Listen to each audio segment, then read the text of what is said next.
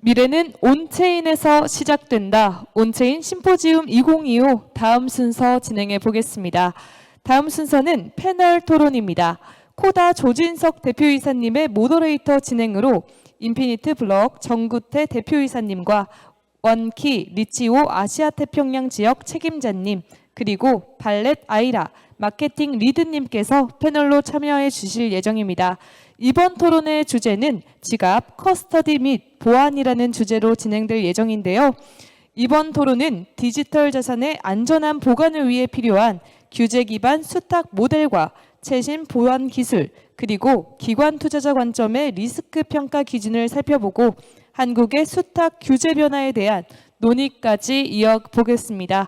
그럼 모더레이터 및 패널 참여자분들 무대 위로 모시겠습니다. 여러분 힘찬 박수로 환영해 주시기 바랍니다.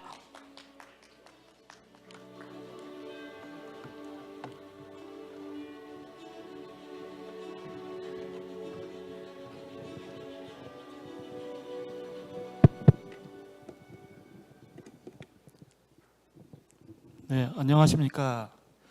방금 소개받은 코다의 조진석입니다. 이게 장시간 듣느냐고 피곤하실 텐데요.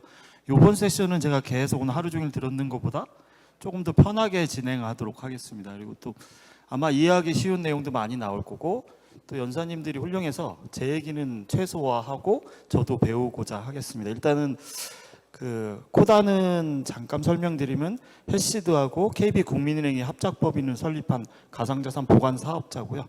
저희도 법인하고 기관들을 대상으로 디지털 자산을 안전하게 보관 관리해주는 그런 서비스를 하고 있습니다. 일단 오늘 토론한 세션이 지갑 커스터디 보안인데요. 그동안에 국내에서는 사실 법인 시장이 없다 보니까 아마 생소한 영역이라고 보실 텐데 사실 법인들이 디지털 자산 시장에 들어오려면 신뢰가 있어야 되지 않습니까? 본인들이 보관할 자산에 대해서 안전하게 보관해야 되는 그런 신뢰를 제공하는 서비스라고 보시면 될 것 같고요.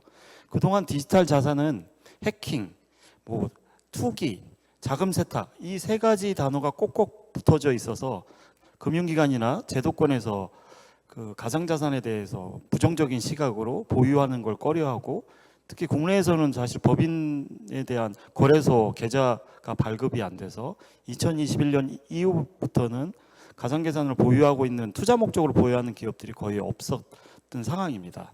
근데 작년에 트럼프 대선 미국 대선 이후에 미국에서 급격히 디지털 자산 전략화, 스테이블 코인 법제화 등을 통해서 기관들이 비트코인 등 가상자산을 디지털 자산을 전략 자산으로 취득하고 보유하는 그러한 흐름이 가속화되고 있고요.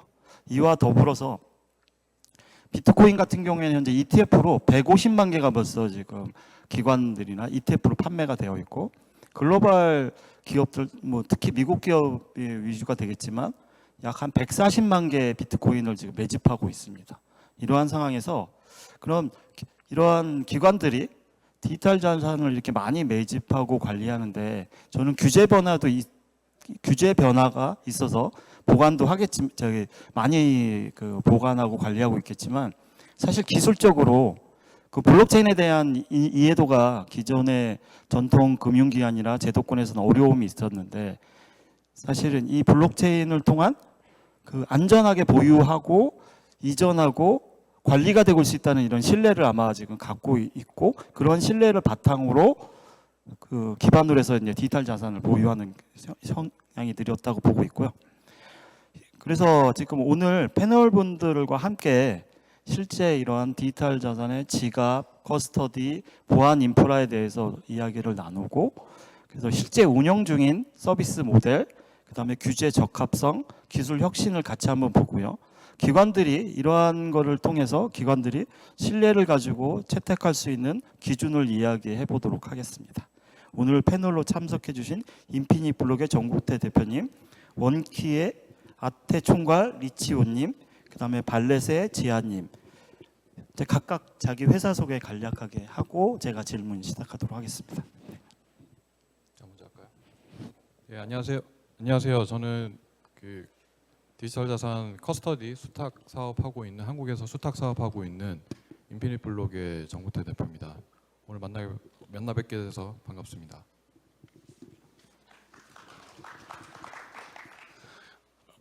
네, 안녕하세요. 원키에서 아시아 총괄 담당하고 있는 리치입니다. 원키는 2019년 홍콩에서 설립됐고 현재 이제 아시아 태평양 지역에서는 가장 많이 팔리고 있는 하드웨어 월렛 브랜드입니다. 저희는 TBL 이제 $3 billion 리스크가 좀 넘는 그런 TBL을 가지고 있고 코인베이스하고 바이낸스 랩스, 그러니까 지금 이지랩스로 이제 이름 변경됐는데 이제 투자를 받은 그러한 하드웨어 월렛입니다. 반갑습니다. 네, 안녕하세요. 발렛 콜드 월렛 아시안 총판 마케팅을 총괄하고 있는 이일합니다. 반갑습니다.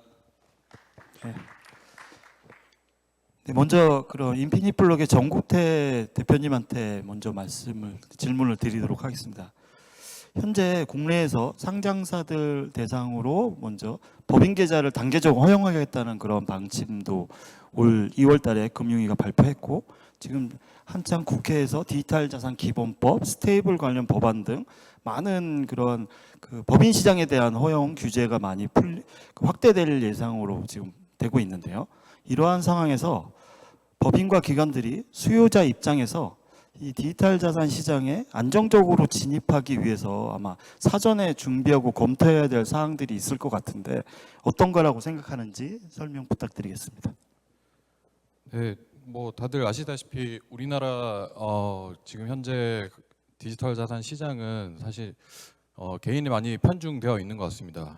그에 따라서 사실 거래소만 이제 좀 거래가 많이 활성화되는 뭐 그런 시점에 있는데 앞으로 뭐 말씀하셨다시피 디지털 자산 포괄법, 산업진흥법 뭐 이런 것들이 지금 현재 2건이 발의가 되어 있고 스테이블 코인도 지금 3건이 발의가 된 상태입니다. 그리고 오늘 10월 달에 이제 당국에서 발표한 바에 따르면 한 10월 정도에 뭐 행정 법안으로 해서 이제 또 추가로 하나 나올 예정이고요.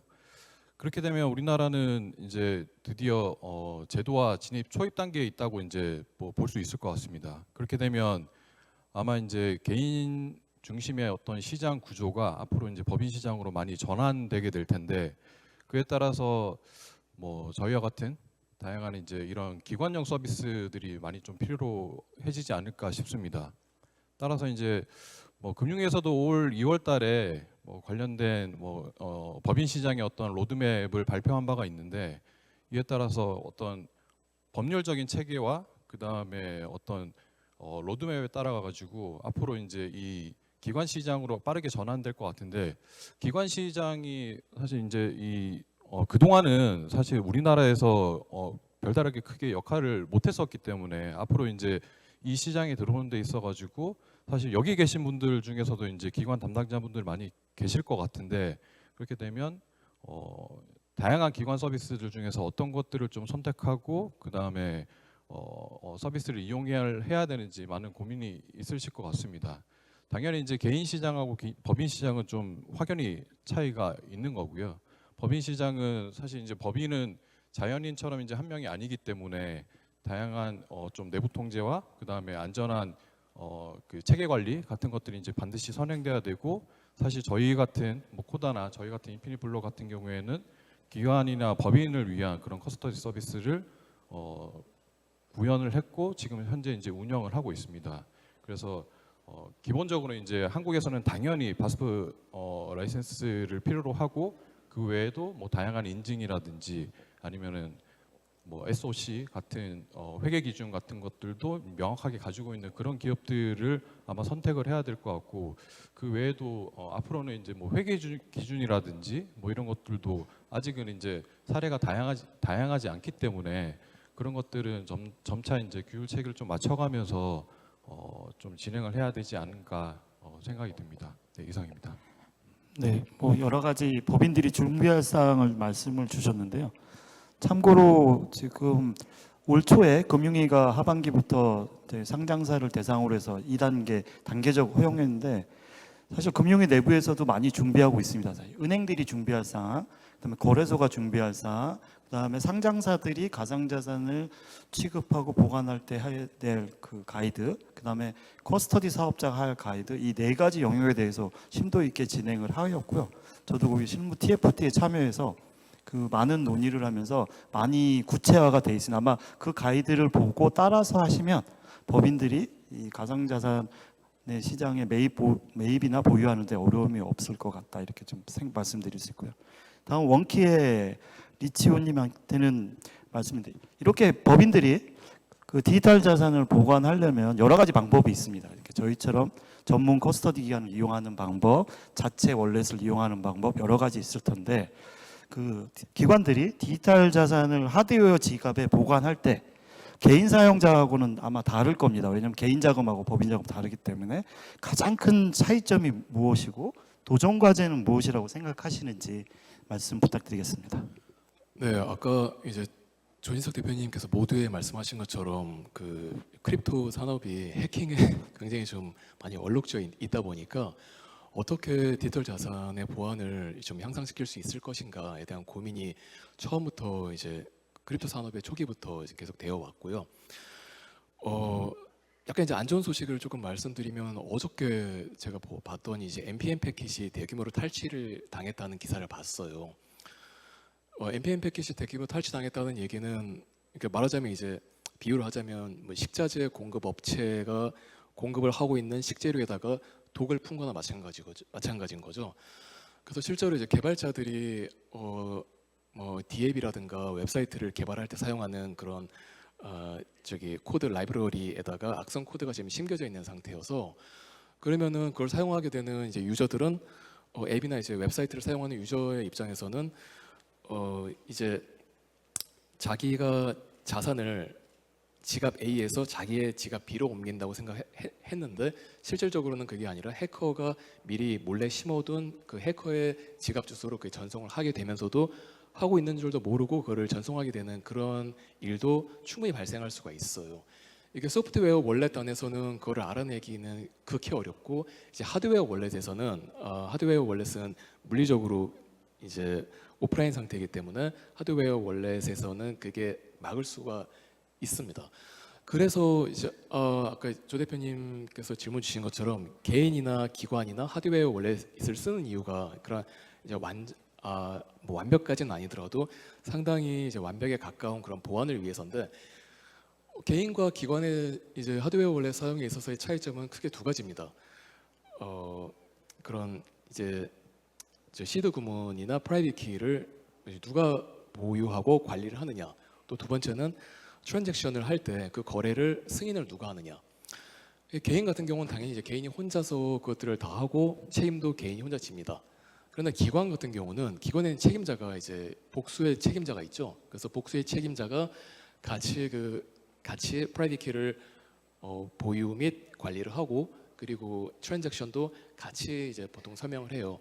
그래서 현재 이제 하드웨어 월렛을 가지고 자체적으로 셀프 커스터디를 하는 기관들은 현재 하드웨어 월렛과 멀티시그 기능을 보통 같이 이용을 합니다.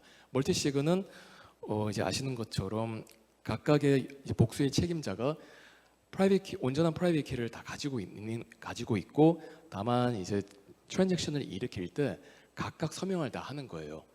그래서 지금 현재는 이 방식이 현재 이런 멀티시그 방식이 가장 광범위하게 사용되고 있고, 또 이제 그렇지만 이제 하드웨어 월렛을 제외한다면은 아까 이제 또 조 대표님 말씀하신 것처럼 그런 이제 커스터디 업체를 사용하는 방법, 뭐 그렇게 있겠습니다. 네, 잘 설명해 주셨는데요. 저한테는 사실 뭐 제가 영업도 다니고 많은 기업을 미팅할 때 가장 많이 듣는 질문입니다.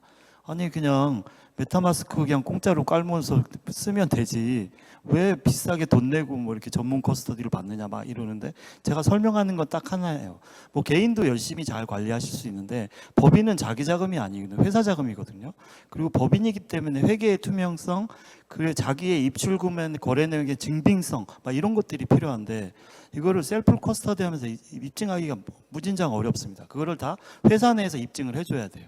근데 사실 전통 금융 시스템은 은행이라는 신뢰기관이 있기 때문에 회사 내에서 회계 처리나 할 때 은행에서 잔고 증명, 금융거래 사실 확인서로 다 대체가 가능한데 크립토는 아직도 아직까지 그 정도 신뢰가 없기 때문에 가상자산을 디지털 자산을 법인이 보유해서 자기가 관리하고 있다, 이걸 다 증명해야 해야 되는데 그게 무진장 어렵다는 거고, 그리고 또 이게 프라이빗 키라는 것이 은행의 비밀번호처럼 제가 설명을 드리는데, 혹시 은행의 비밀번호는 제가 분실하면 가서 신분증 내고 뭐 법인은 법인 서류에서 재발급 가능한데 블록체인은 탈중앙화되어 있기 때문에 재발급이 불가능합니다. 그러면 혹시 실수라도 프라이빗 키를 법인에서 분실하는 순간은 영원히 그 자산은 회수가 불가능하거든요. 이 많은 리스크를 커버하기 위해서는 아까 말씀대로 그 셀프 커스터디를 하더라도 멀티시그, MPC라든 키 분할 방식을 쓰거나 전문 커스터디 서비스를 이용할 수밖에 없는 그런 환경이다, 이렇게 좀 제가 보충 설명을 드렸습니다. 그 발렛 쪽에 리아님한테는 제가 아까 해킹 얘기가 잠깐 나왔는데 디지털 자산에 대해서는 지금 해킹 시도가 다양하게 일어나고 있습니다. 그리고 해킹 기법이 다양하기 때문에 그거를 막는 또 수단도 복잡하고 다양해야 될 수밖에 없는데, 지금 발렛이 제가 아까도 밖에 나가서 부스 설치된 부스를 보니까 단순함, 그다음에 단순성 뭐 이런 거, 간단하고 단순한 원let으로 그 보안을 강화한다, 이런 모토로 돼 있으시더라고요. 그래서 어떤 혁신적 가치를 제공하고 있는지, 그리고 그것들이 기업들에게 보안 또는 거버넌스 측면에서 새로운 해결책을 제시해 줄 수 있는지 그래서 설명 좀 부탁드리겠습니다. 네. 일단은 기존에서 앞서서 이제 선배님들이 말씀하시는 것처럼 저희는 그 어떠한 핵심적인 기술은 없습니다. 극단적인 단순함에 치중을 조금 더 둔 것이고요. 사실상 지금 앞에서 말씀 주셨던 멀티시그나 따라서 화이트리스트, 그리고 또 따라서 듀레스핀 혹은 브레이크미핀 이런 되게 다양한 기술이 있는데, 사실 저희는 그거를 솔직히 사용은 할 수도 있었는데 기본적인 거를 좀 충실을 좀 하고자 가장 단순한 BIP38이라는 기술을 채택을 해서 기존에 있는 카드의 후면부에 저희의 모든 핀을 인쇄하는 방식으로 채택을 했습니다. 따라서 지금 물리적으로 공격이 있지 않는 한 저희 자산은 이제 지켜지는 개념이라고 생각해 주시면 됩니다. 좀 말씀이 좀 전달이 좀 되셨을까요? 좀 너무 저희 제품 같은 경우는 너무 단순하다 보니까 사실 어떤 기능 유틸리티적인 것도 없고 그냥 잘 가지고 계시기만 하면 분실 걱정은 없다라고. 앞에 분들이 너무 이제 굉장히 되게 저한테는 이제 좀 선배님들이신데, 근데 사실 저는 비트코인을 가지고 있으면서 항상 좀 불안했었어요. 그 니모니 BIP39라는 그 기술을 사실상 저한테는 좀 오히려 더 어려웠거든요. 그러니까 예를 들어서 모 업체에 듀레스핀이라든지 브링미라는 어떤 그런 핀을 입력하면 자체적으로 얼려버리는 그런 기술들인데, 사실 1년 동안 1년 이상 접근을 안 하게 되면 이제 브링미 핀이랑 듀레스 핀이랑 헷갈리게 되고, 사실 그런 게 저한테는 사실 좀 많이 불편했었거든요. 근데 이제 저희 같은 경우는 이제 너무 극단적인 단순함을 더 추구하기 때문에 이렇게 BIP38을 기술 채택을 하면서 이제 대중적으로 유저 친화적으로 조금 다가갔던 것 같습니다.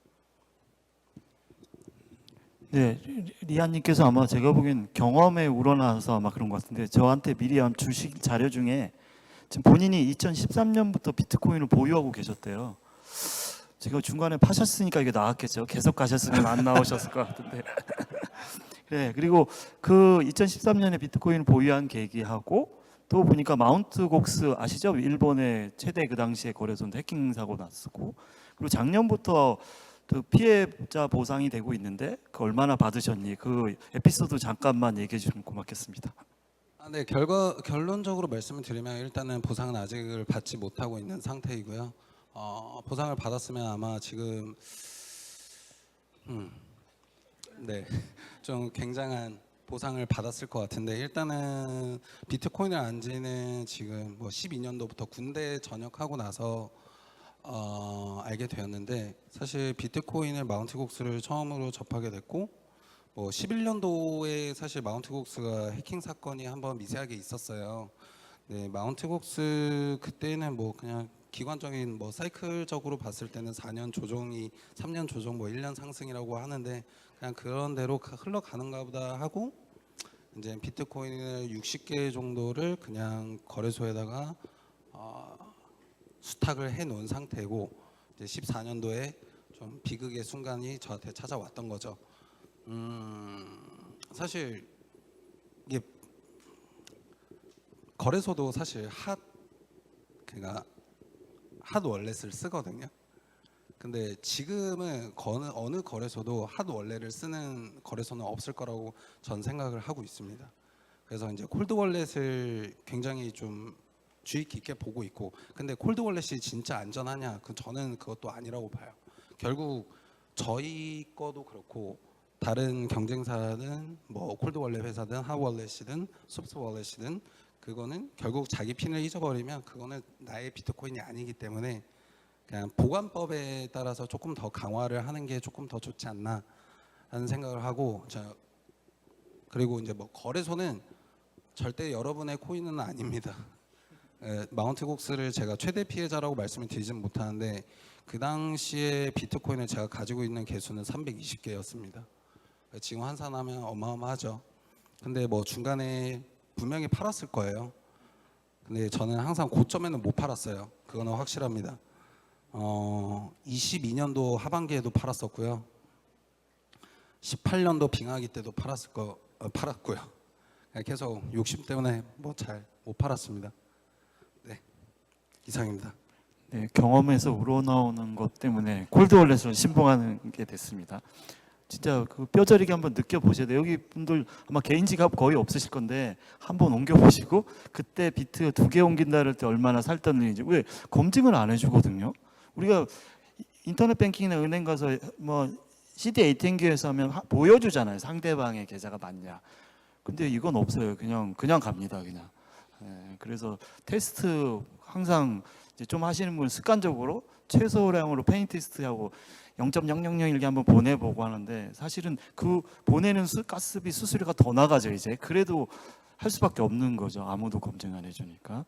그리고 아까 거래소가 이제 다 콜드 운영한다고 하는데 사실은 거래소는 콜드 운영하는 게 불가능한 게, 왜냐하면 고객들이 그 거래소 내에서 매매만 일어나는 게 아니라 밖으로 뭐 예를 들어서 업티 같은 경우에는 바이낸스를 보내야 되잖아요. 그게 하덜레 없으면 고객이 요청하고 또 몇 시간 있다가 출금하고 이거 불가능한 구조고, 또 당연히 이 고객들이 불만이 있겠죠. 나는 바로 옮겨서 뭔가 팔아야 되는데 너희들이 콜드월렛 안전하게 운영한다고 4시간 있다 꺼내주고, 이거 사실은 불가능하기 때문에 핫월렛하고 콜드월렛 운영하고 있고, 다행히 이제 대한민국은 규제가 강하기 때문에 이용자 보호법, 특검법 이런 규율로서 특검법은 7대 3인데요. 핫월렛 30, 콜드월렛 70이고 이제 이용자 보호법 나오면서 좀 더 강화됐어요. 그래서 20%가 핫월렛, 80%가 콜드월렛 이렇게 지금 운영하게 돼 있어서, 그래서 국내 거래소는 나름 이런 관리 체계 때문에 조금 더 안전하다 이렇게 보시면 될 것 같고요.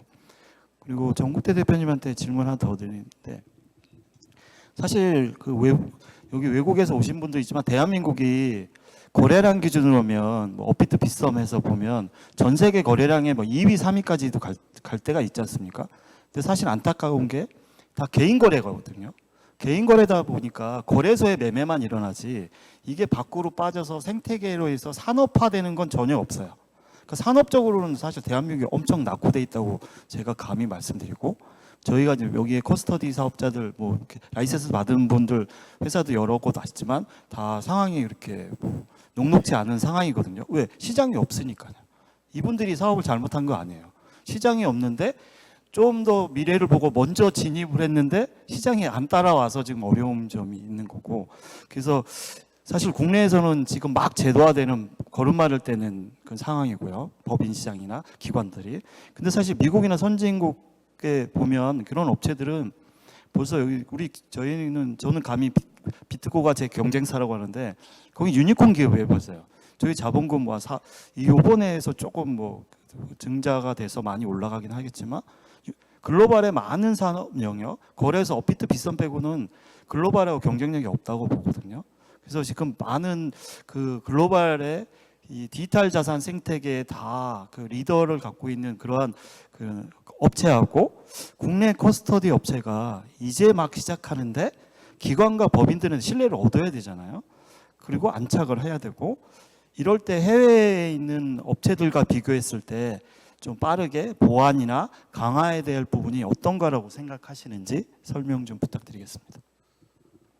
예, 아까 그 앞서서도 말씀드렸다시피 우리나라는 지금 이제 기관 시장으로 진입에 대한 초입에 와 있다고 생각합니다.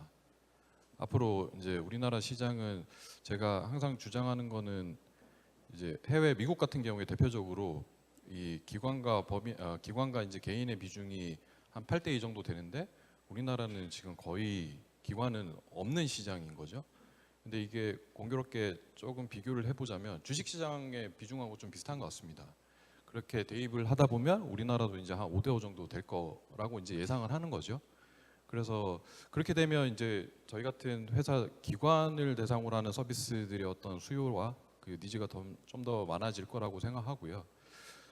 저도 마찬가지로 이제 그 창업을 할 때를 이제 과거를 복귀해 보면 당시에 이제 이 커스터디라는 서비스 자체가 굉장히 커질 거라고 생각하고 창업을 했습니다만 그때 이제 당시에 국내 비교할 만한 대상 서비스가 없었기 때문에 저희도 이제 해외를 많이 벤치마킹을 했죠.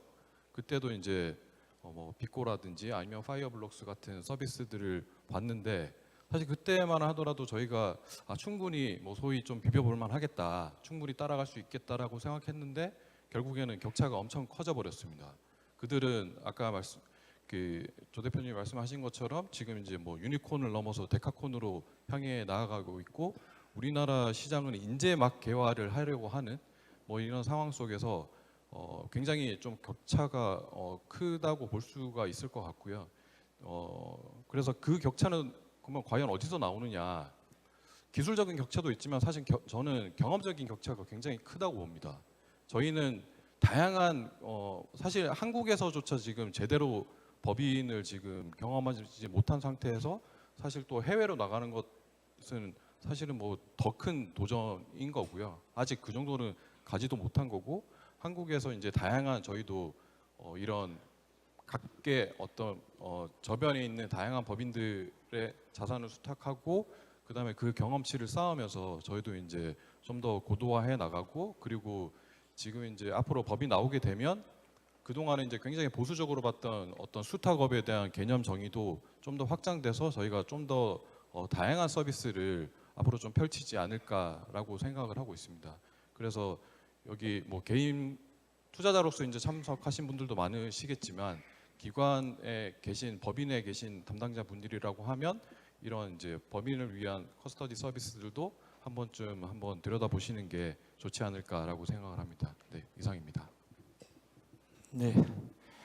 아마 이게 저는 옆에서 지켜봤기 때문에 이게 어떤 느낌인지 알거든요. 네, 아마 정대 대표님은 개인적으로 저도 은행 출신이기 때문에 잘 알고 있었고 아마 비슷한 고민을 하고 제가 조금 먼저 나왔고 정대 대표님이 조금 늦게 나왔는데 아마 더 많은 그 어려움이 있었을 거예요. 그래서 지금 말씀하시는 게 저는 울림으로 다가오고 앞으로 법인 시장이 열리면 그동안에 아까 경험이 없었다는데 거의 3년 이상을 시장에서 어떠한 형태든 서비스를 하고자 노력을 하고 준비를 했기 때문에 전 충분히 잘 하실 거고 아마 올 하반기 내년대 되면서 이제 법인시장 열리면 좋은 기회를 많이 받으실 거라고 생각합니다. 그리고 아까 잠깐 얘기했듯이 여기 오신 상장 회사들 뭐 아까 그 크립토 아닌 기업들에서도 커스터디 참 잘 봐달라고 하는 건 투자도 좀 많이 신경 써주시기 바라겠습니다. 그리고 리치원님한테 질문을 하겠는데요.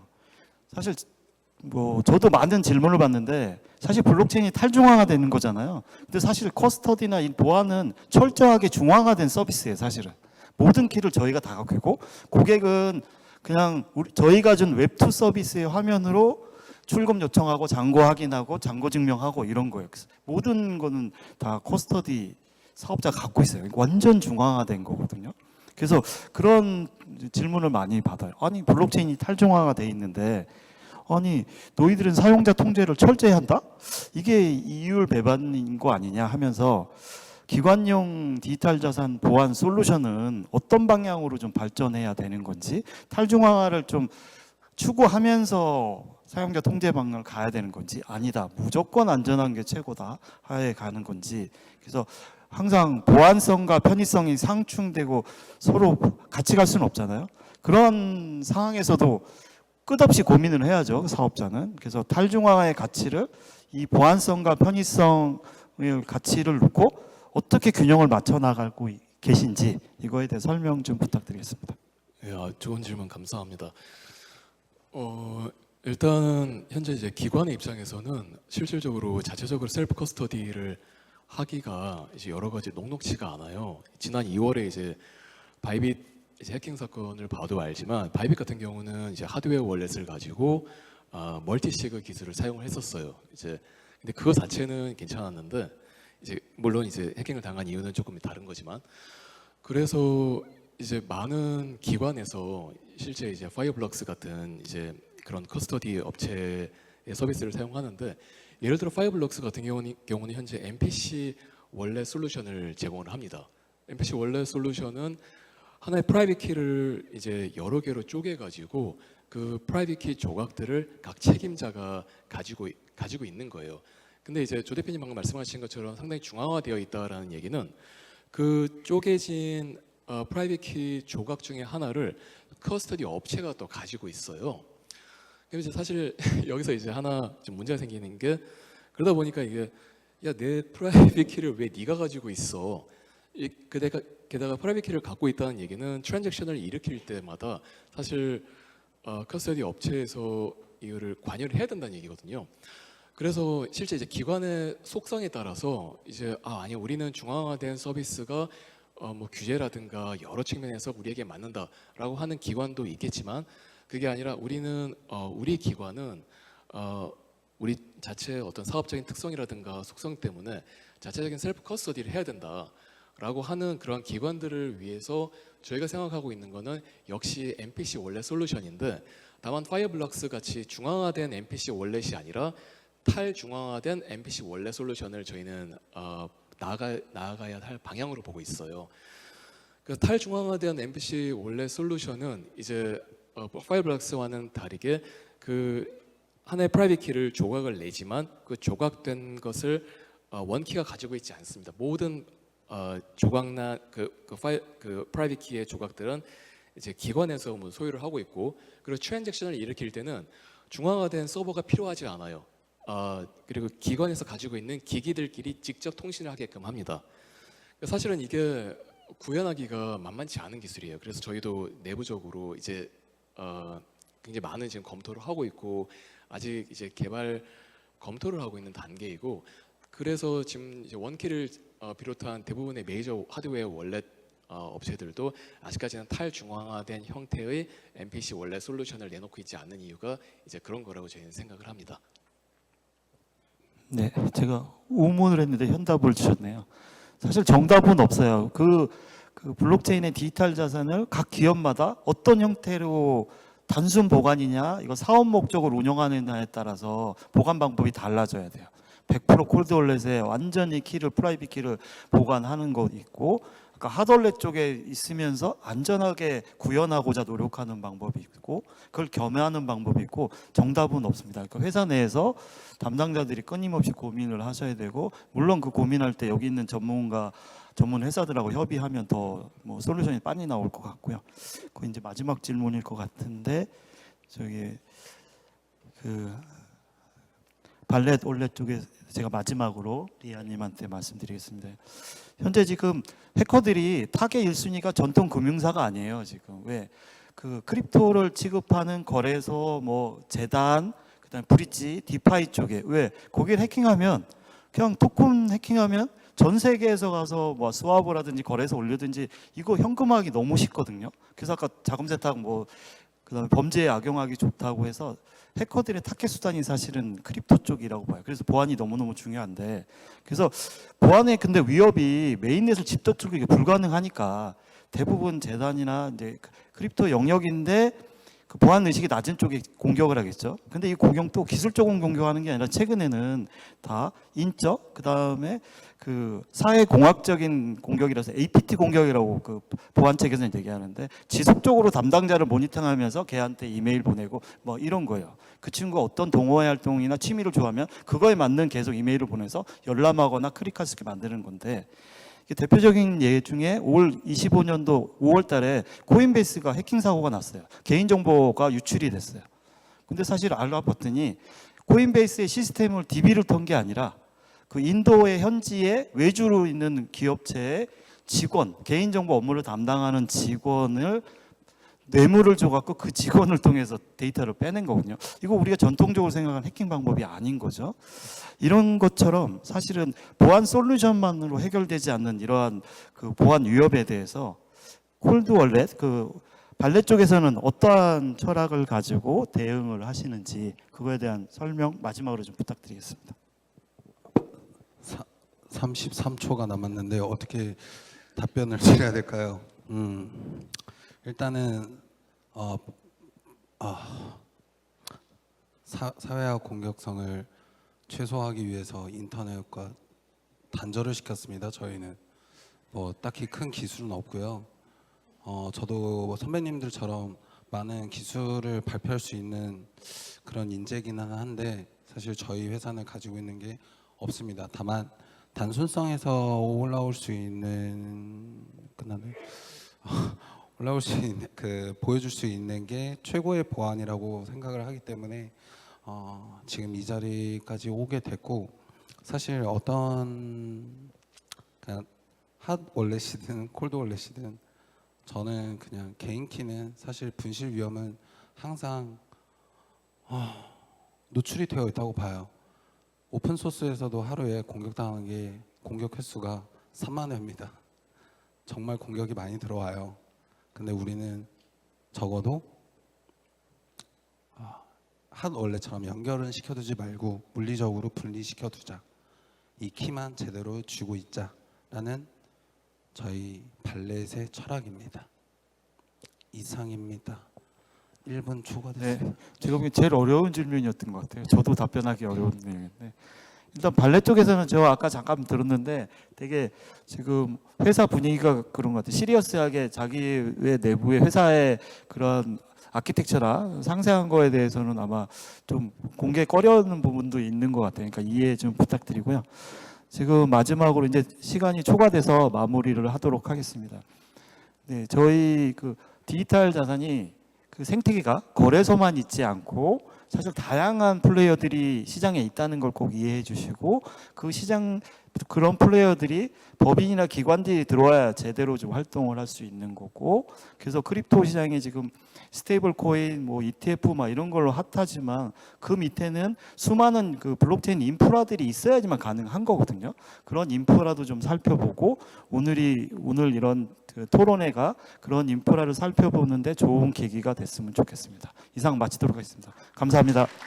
네, 감사합니다. 우리 조진석 대표이사님, 정구태 대표이사님, 리치오 아시아 태평양 지역 책임자님, 그리고 이라 마케팅 리드님께 다시 한번 큰 박수 부탁드리겠습니다. 네, 이번 토론을 통해 디지털 자산의 보안의 중요성, 그리고 이를 위해 정말 많은 고민과 노력을 해주심을 다시 한번 느낄 수 있었습니다.